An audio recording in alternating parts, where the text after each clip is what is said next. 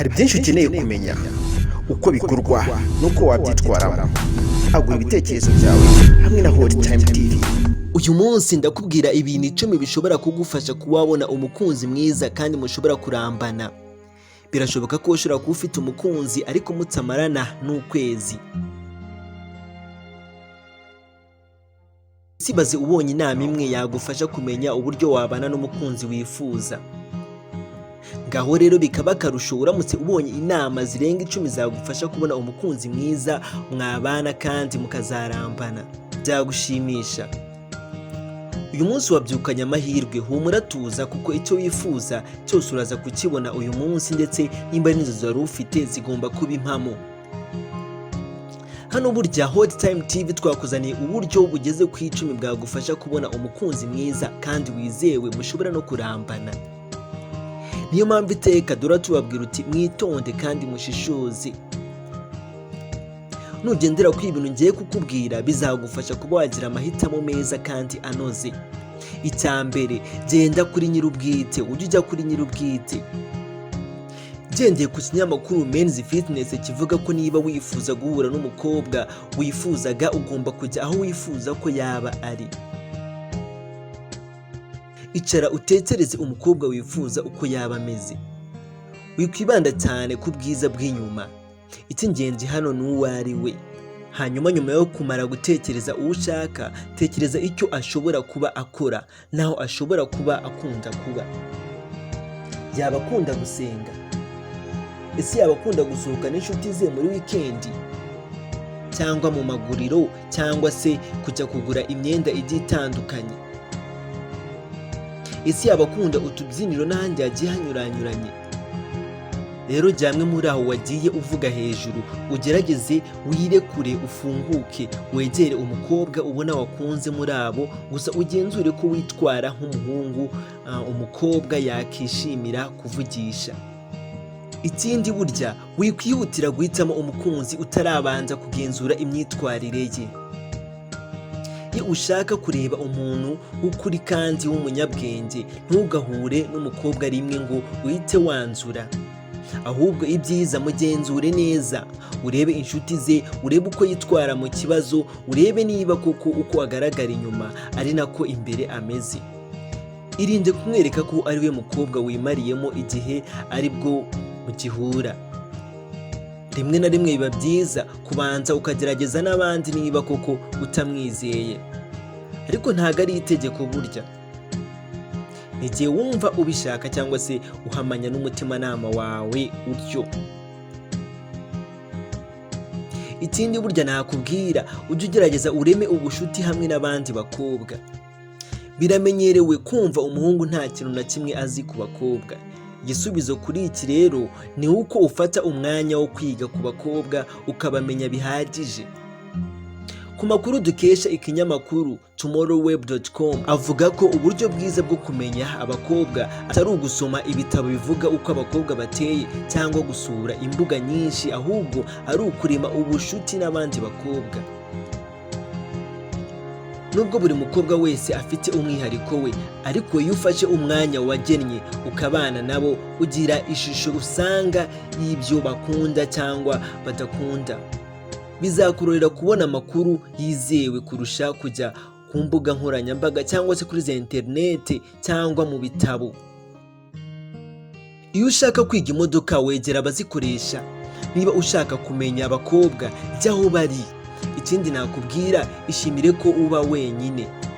Nta mukunzi wakwishimira kumva ko ari kumwe nawe kuko utinya kuba wenyine, kandi nawe ubwawe ntago wumva ko ari ishema kumva usabye umuntu ko mukundana kugira ngo utaba wenyine. Intambwe ya mbere yo kubasha kubaho wenyine ni ukubanza ukikunda. Ugomba kwiremamo icyizere kugeza aho wumva utagiterwa ubwoba no kuba wenyine. Ikunde kandi wumve ko wigize no mu gihe uri wenyine, cyangwa se mu gihe nta mukunzi ufite. Gusa nanone ube wa muntu ufungutse ku buryo undi muntu wese ashobora kuza mu buzima bwawe. Abakobwa bakunze abantu nk'abo, bizanakorohera kubona uwo ushaka. Ikindi nakubwira twaguteguriye nka Hot Time TV, ugomba kwiyitaho. Ikirenze kwitaho mu bitekerezo, ugomba no kwitaho ku buryo ugaragara inyuma kandi ukagaragaza isura nziza aho uri hose. Imwe mu mpamvu abakobwa bashobora kubenga umuhungu hari kutitaho mu buryo bugaragarira inyuma. Ntabwo bivuze ko niba utari wa muhungu mwiza cyane nta mahirwe ufite yo gukundwa, ahubwo bivuze ko ugomba kwita ku isuku y'inzara, umusatsi, kwambara imyenda igukwiriye neza n'isuku y'ibyo wambara. Burya mu bitekerezo by'abakobwa yumva ko niba udashobora kwitaho utazashobora kwita ku bandi. Iyo witaye ku buryo ugaragara mu buzima bwawe biguha icyizere, ndetse n'abakobwa burya bakahita bakururwa n'icyo uvuze cyose. Nanone ikindi nakubwira, uwo mukobwa uzamwiteho uko ushoboye cyangwa se uko bishoboka. Umaze kubona umukunzi, gerageza kutamwitaho niba ufite intego yo kutakomezanya nawe igihe kinini, ariko niba wifuza ko muzarambana ugomba kumwizera, ukabana nawe, ibyiza byose mukabigirana cyangwa se ibibi mukabinyuranamo, ukanafungukira kumuha ibintu akunda. Niba utangiye gutereta umukobwa, gerageza ibishoboka byose umenye ibyo akunda, ibyo adakunda, indoto ze, intumbero ye, kandi ufunguke nawe umubwire uwo uri we. Burya ni amahirwe iyo usanze ibyinshi mubihuza, ariko iyo mudahuza mwiga uburyo bwo koroherana.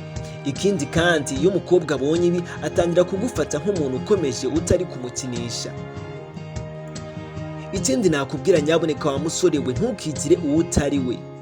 Ntukabikore, bisubiyemo ntukabikore. Abakobwa bashobora kuvumbura umuntu ubabeshya mu buryo igihumbi. Kwereka umukobwa uwo uri we burya ngo bifite agaciro kangana n'uko wumva umukunze. Nugerageza kugaragara nk'uko utari, uba wiyiba amahirwe yo guhura n'umukunzi wawe by'ukuri. Ikindi nakubwira, vuga ndetse witware nk'umugabo. Umutoza ku bijyanye n'imibanire yatanze uburyo bwagufasha kuramba mu rukundo. Kugira ngo ukundwe n'umukobwa kandi muzarambane, ugomba kuvuga kandi ukitwara nk'umuntu mukuru usobanutse. Vuga mu jwi ryumvikana ko wiyubashye, gusa nanone rituje kandi ryoroheje. Mwegere wifitiye icyizere, gusa wibuke kumwubaha. Wirinde kumuhata cyangwa kumwiyemeraho kugira ngo akwemere koko. Nimba utangiye kumuvugisha, gusha ku ntego utamuhata kandi wibuke kumwubaha. Tega amatwi ibyo akubwira, mubaze ibibazo bikwiye ndetse muse nk'aho muganiraho kugira ngo umwe yiharire ijambo. Ibangano ni ukumwumva, kumwitaho kandi ukamwubaha. Ikindi nakubwira, zirikana umutekano we kandi utume yumva atekanye. Kuva kera abantu bazi ko abagabo bakomeye kandi bagira ubushobozi bwo kurinda abagore. Mu gihe bishoboka, gerageza gutuma umukunzi wawe yumva arinzwe igihe muri kumwe. Niyo waba ukiri kurambagiza, gerageza wumve ko kumva atuje kandi arinzwe ari inshingano yawe ya mbere. Mubuze kujyana ubona utizeye niba udahari ngo umuherekeze, cyangwa umubaze buri munsi uko yiriwe. Ibi bizatuma akuremera umwanya muri we ndetse n'icyizere. Ikindi nakubwira ni ukwitonda. Imwe mu mpamvu abakobwa babenga harimo kubwira nabi umukozi, kwigendera mu gihe ari kuvuga, kwikunda, guhora ushaka kuba ari wowe uvuga ijambo rya nyuma, kutita ku nzenya zabo. Abakobwa banga umuntu utabumva ngo abahe umwanya. Kugira ngo wumvishe umukobwa ko uri umuhungu mwiza, gerageza kuba umwana mwiza imbere ye. Ite kumva ibyifuzo bye no kumufasha. Kuba umukunzi usabana, kwita ku nshuti ze, kubaha abandi, ukaba usanzwe uri n'umuntu ugira umutima mwiza muri sosiyete. Wowe ukomeje gukurikirana Hot Time TV kandi wakande subscribe unyurwa n'ibyo tuguhereza, reka nze nguhereze inyongezo. Kora igishoboka cyose kugira ngo umubone. Ubutaha igihe ushaka gusiga isura nziza imbere y'umukobwa, muhe amakuru yose ahagije kuri wowe, ariko use nkaho utamwifungurira wese. Isige tumwe mu tuntu tw'ingenzi tudasanzwe kugira ngo use nk'umucanze, bizatume yifuza kumarana umwanya munini nawe kugira ngo amenye uwo uriwe neza. igihe wamaze gufata umutima we ugomba kumuha umwanya uhagije, ariko nanone wikwirengagiza izindi nshuti. Gukora kugira ngo ugere ku ntego zawe ndetse no kwiyitaho ngo nuko ufite umukunzi. Ese waba wifuza umukunzi? Wifuza amakuru ahamye ku gukundana? Ushobora gukurikirana ibiganiro byacu bigiye bitandukanye, bishobora kugufasha ugenda ubidownloadinga ureba na bimwe bigiye bitandukanye byahise kuko bigenda byuzuzanya. Reka ngushimire gukurikirana Hot Time TV ndetse ngusaba gukanda subscribe niba unyurwa n'ibiganiro tuguhereza. Ni byinshi uzagenda ubona hano ndetse bizagenda bikwigisha usobanukirwa byinshi bigiye bitandukanye mu buzima bwacu bwa buri munsi. Kubana natwe ni inkunga ikomeye kandi ni ugusigasira ubuzima bwawe bwa buri munsi. Imana ikomeze ibane namwe, ndabakunda cyane.